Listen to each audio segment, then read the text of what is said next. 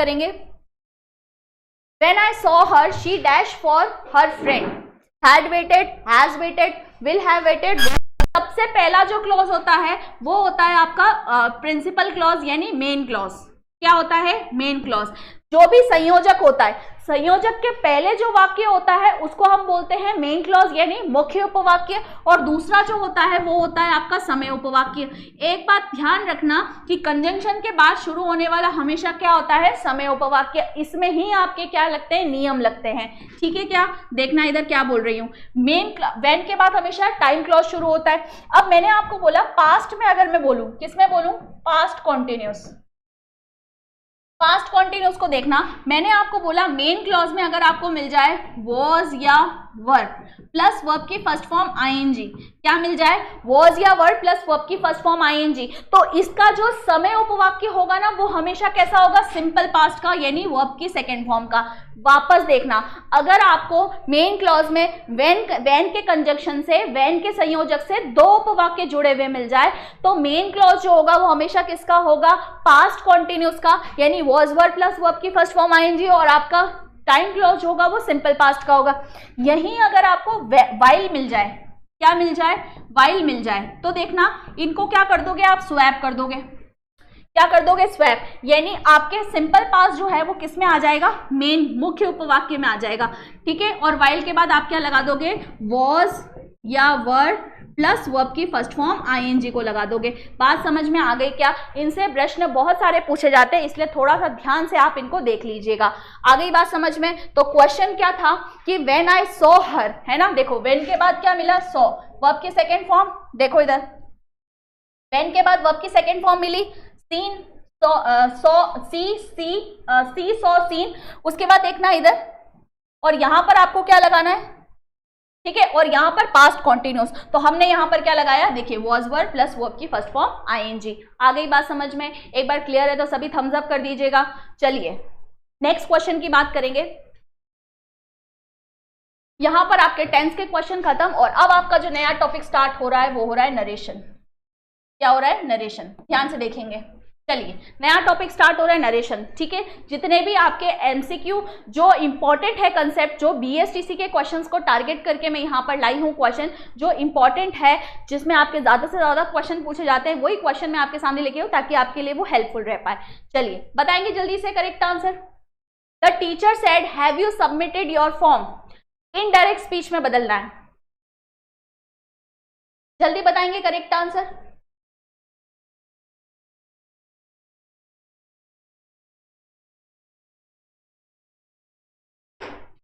जल्दी से एक बार करेक्ट आंसर बताएंगे।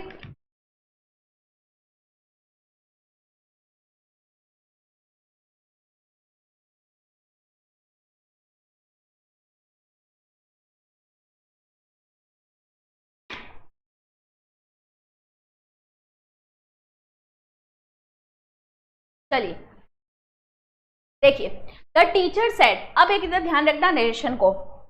सपोज इसी सेंटेंस को मैं बता देती हूँ कि आप कैसे बदलेंगे इसको। The teacher said have you submitted your form, teacher ने कहा क्या तुमने। अब एक बात ध्यान रखिएगा नरेशन के बारे में, आप टेंस में चेंज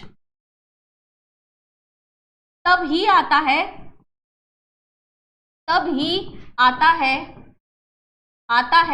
जब रिपोर्टिंग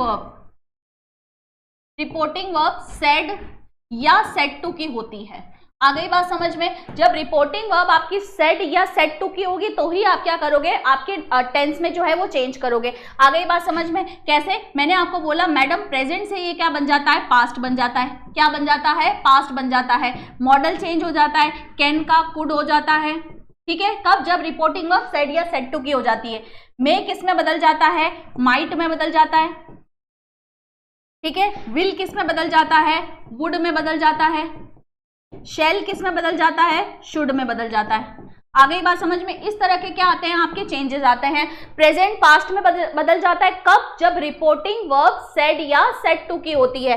कैन कुड में बदल जाता है, मे माइट में बदल जाता है, विल वुड में बदल जाता है, और शेल शुड में बदल जाता है। आ गई बात समझ में? चलो तो यहाँ सेंटेंस है द टीचर सेड। अब हमारे पास रिपोर्टिंग वर्ब क्या मिल गई हमको, सेड की मिल गई।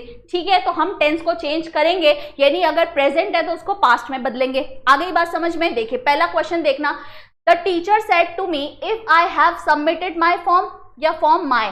The teacher asking if या whether I had submitted my form. The teacher asked me if या whether I had submitted my form, or the teacher asked me if या whether I am submitting my form. बताएंगे जल्दी से correct answer.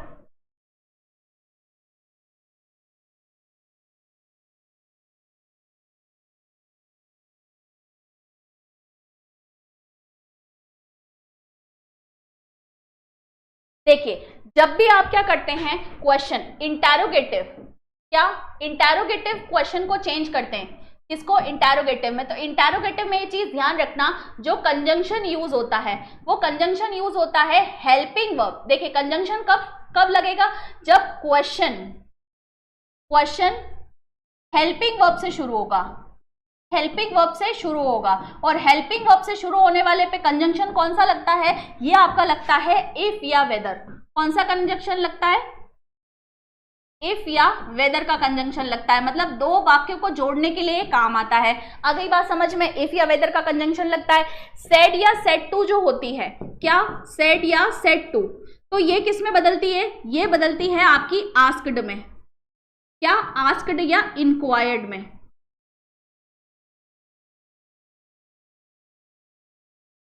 Inquired में change होगी। आ गई बात समझ में। इफ या वेदर का कनेक्टर लगेगा कब, जब आपका क्वेश्चन हेल्पिंग वर्ब से शुरू हो रहा होगा।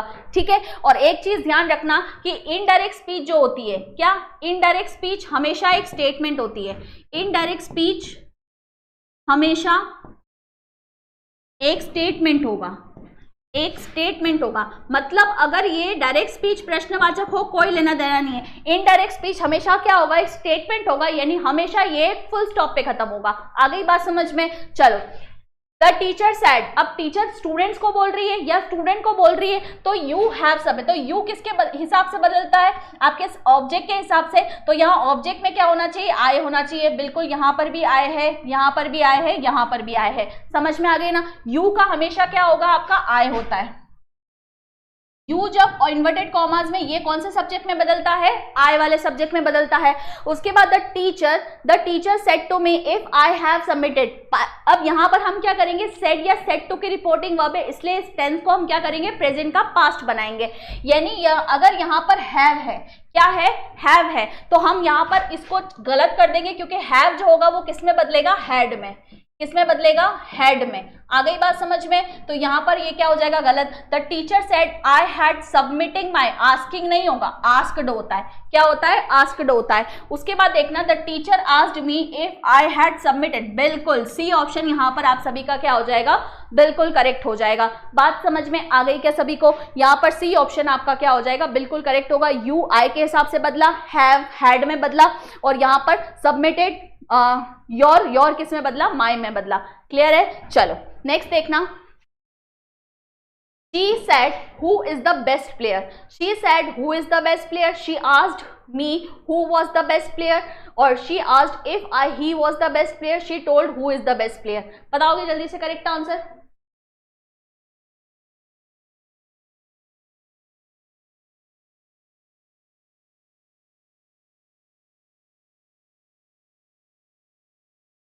जल्दी से करेक्ट आंसर बताएंगे।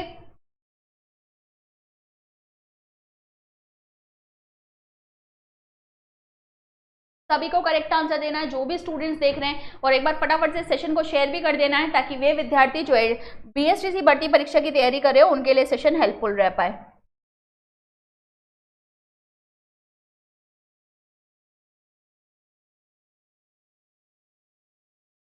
देखिए मैंने आपको बोला कि ध्यान रखना इंटरोगेटिव में, किसमें, इंटरोगेटिव में। ध्यान से देखना, इंटरोगेटिव में जब भी आप WH वर्ड से कोई भी क्वेश्चन शुरू करें, किससे, WH वर्ड से, WH वर्ड से कोई प्रश्न शुरू हो रहा है, कोई प्रश्न शुरू हो रहा है, शुरू हो रहा है, तो यहां पर ध्यान रखिएगा कि उसमें इफ या वेदर का कनेक्टर आप नहीं लगाओगे।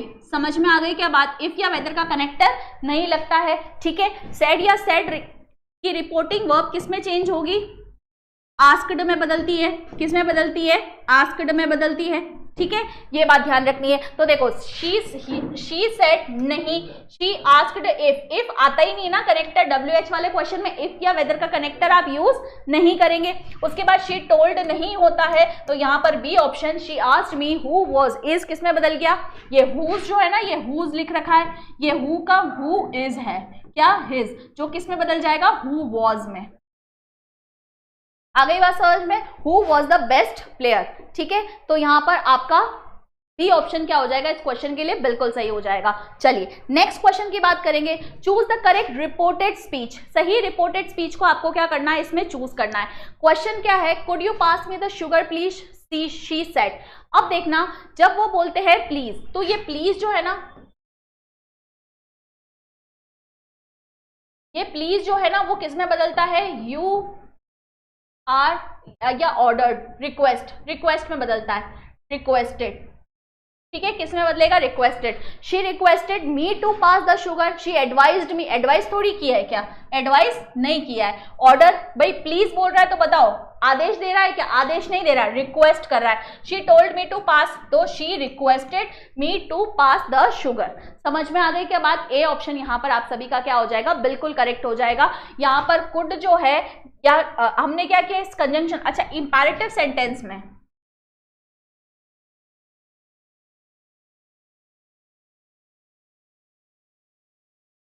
इंपैरेटिव सेंटेंस में जो कनेक्टर लगता है, क्या कनेक्टर, यानी दो वाक्यों को जोड़ने के लिए जो कनेक्टर यूज होता है वो होता है टू का कनेक्टर। कौन सा कनेक्टर लगता है, टू का कनेक्टर लगता है। यहां तक बात आप थोड़ी सी अच्छे से समझ जाना, ठीक है। तो यहां पर हमने क्या किया, टू का कनेक्टर लगा के दो सेंटेंसेस को क्या किया, जोड़ा। चलिए next, pick the correct direct sentence from the following indirect speech. I asked him if he knew my name. बताओ जल्दी से करेक्ट आंसर। जैसे ही आपको ये पता चल गया कि आस्क्ड आ गया, मतलब ये किसका है, इंटरोगेटिव का क्वेश्चन है, किसका है, इंटरोगेटिव का क्वेश्चन है। उसके बाद इफ आ गया है, मतलब हेल्पिंग वर्ब से शुरू हो रहा है, ठीक है। ही न्यू माई नेम, बताओ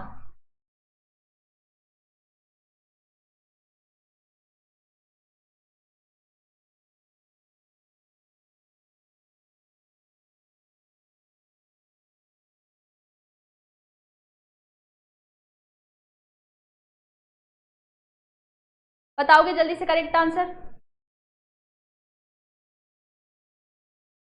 देखिए आई आस्क्ड हिम, जैसे मैंने एक सेंटेंस लिखा आस्क्ड, तो सेड या सेड टू, और यहाँ पर ऑब्जेक्ट भी आना चाहिए हिम। देखिए यहाँ पर एक जगह ही आ रहा है, इसलिए बी ऑप्शन आपका क्या हो जाएगा, बिल्कुल करेक्ट हो जाएगा। Very good. जो भी विद्यार्थी बी ऑप्शन दे रहे वो सभी यहाँ पर करेक्ट है, क्योंकि आपको यहाँ पर कनेक्टर के पहले एक ऑब्जेक्ट दे रखा है, मतलब आपका डायरेक्ट स्पीच में भी ऑब्जेक्ट आना चाहिए। आ गई बात समझ में। तो यहाँ पर हिम नहीं है, यहाँ पर हिम नहीं है, और यहाँ पर हिम नहीं है, और कभी भी आस्क्ड नहीं आता है, क्या होता है, सेड होता है। आ गई बात समझ में। इसलिए ये वाला ऑप्शन क्या है, से नहीं होगा। से में आपका टेंस चेंज नहीं होता है। जब आपको सेज या सेज की रिपोर्टिंग वर्ब मिल जाती है तब आप टेंस को चेंज नहीं करते हो। यहां तक क्लियर है क्या। तो यहां पर हमने क्या क्या चेंज किया, देखिए आज सेड या सेड टू को हमने किस में बदला, सेड या सेड टू को हमने किस में बदला, आस्क्ड में बदला, ठीक है। ये आस्क्ड में बदल गया। उसके बाद देखना कनेक्टर लग गया, कनेक्टर लग गया कौन सा, इफ का, ठीक है। उसके बाद यहां पर आपको यू को किस में बदला, यू को हमने ही में बदला, ठीक है। उसके बाद माई को किस में बदला, do you know my name, my को माई रहने दिया। आ गई बात समझ में। तो यहां पर आपका क्या हो जाएगा, आपका सेकेंड ऑप्शन जो हो जाएगा बिल्कुल करेक्ट हो जाएगा। चलिए, he said alas how foolish I have been, है ना। Alas he expressed with sorrow. Alas किसके लिए होता है, अलास जो होता है ना, ये आपका क्या होता है, इंटरजेक्शन होता है।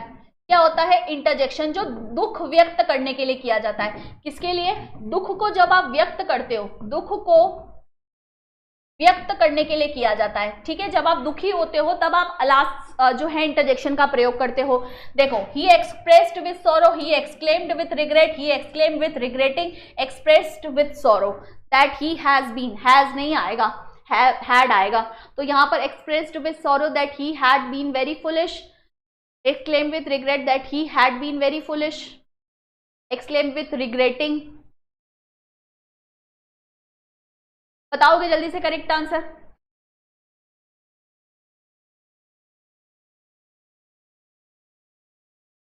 हाउ फुलिश आई में कितना मूर्ख था, क्या था, कितना मूर्ख था, that he have been very foolish.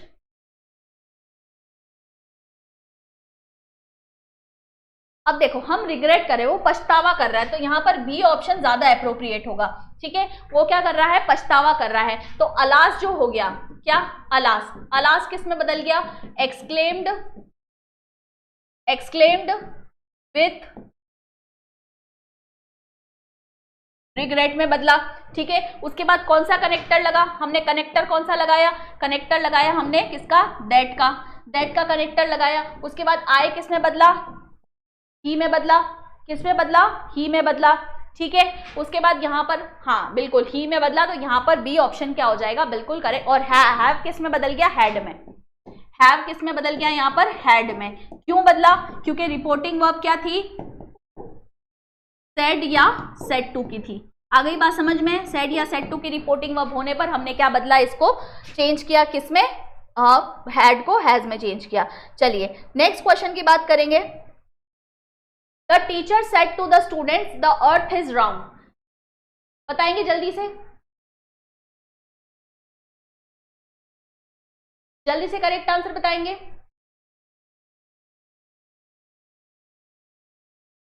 The teacher said to the student the earth is round,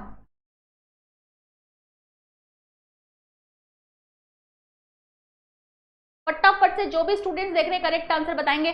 teacher ने स्टूडेंट से कहा कि पृथ्वी गोल है। मैंने आपको क्या बोला, सेड या सेड टू की रिपोर्टिंग वर्ब होने पर हम क्या करते हैं, टेंस को चेंज करते हैं। लेकिन एक बात आप ध्यान रखिएगा कि अगर आपको कोई मिल जाए, ठीक है, अगर सेड या सेड टू की रिपोर्टिंग वर्ब है, क्या, सेड या सेड टू की रिपोर्टिंग वर्ब है, क्या बोल रही हो, ध्यान से देखिएगा। मैंने आपको बोला सेड या सेड टू की रिपोर्टिंग वर्ब है, ठीक है। और अगर आपको कोई मिला है तथ्य, क्या मिला है, कोई तथ्य, फैक्ट मिला है, क्या मिला है, कोई फैक्ट, आपको कोई यूनिवर्सल ट्रुथ मिला है, क्या मिला है, यूनिवर्सल ट्रुथ मिला है, सार्वभौमिक सच मिला है, सार्वभौमिक सच मिला है, ठीक है। उसके अलावा आपको क्या मिला है, कोई फैक्ट मिला है, कोई यूनिवर्सल ट्रुथ मिला है, अगर आपको कोई क्या मिला है, जनरल ट्रुथ मिला है, सामान्य सच मिला है, कोई भी इडियम या प्रोवर्ब मिली है, क्या मिली है, कोई भी इडियम या प्रोवर्ब मिली है, मतलब कहावत या मुहावरा मिला है, कहावत या मुहावरा मिला है, तो ये सेड या सेड टू की रिपोर्टिंग वर्ब होने पर भी चेंज नहीं होता है। समझ में आई क्या बात, तो ये चेंज नहीं होगा, तो यह चेंज नहीं होगा। आ गई क्या बात समझ में, यह बदलता नहीं है। मतलब मैंने आपको बोला the teacher said, told to the student that the earth was round, नहीं, पृथ्वी पहले भी गोल थी और पृथ्वी आज भी गोल है, तथ्य है तो तथ्य को बदला नहीं जाता है। आ गई बात समझ में, भली रिपोर्टिंग वर्ब सेड या सेड टू की हो, कोई फर्क नहीं पड़ता है। अगर आपके पास कोई भी सामान्य सच है, कोई भी कहावत या मुहावरा है, कोई भी सार्वभौमिक सच है, कोई भी तथ्य है, तो इन भी कंडीशन में आप टेंस को चेंज नहीं करोगे। आ गई बात समझ में, the teacher said to the student, the teacher told to the student that the earth is round. C option यहां पर आप सभी का क्या हो जाएगा, बिल्कुल करेक्ट हो जाएगा। आ गई क्या बात समझ में, क्लियर। चल नेक्स्ट क्वेश्चन की बात करेंगे। देखिए अब आपके यहाँ पर नरेशन जो है वो कंप्लीट है और अब आपका नया टॉपिक स्टार्ट हो रहा है, दैट इज आर्टिकल। कौन सा टॉपिक है, आर्टिकल। चलिए बताएंगे, फिल इन द ब्लैंक।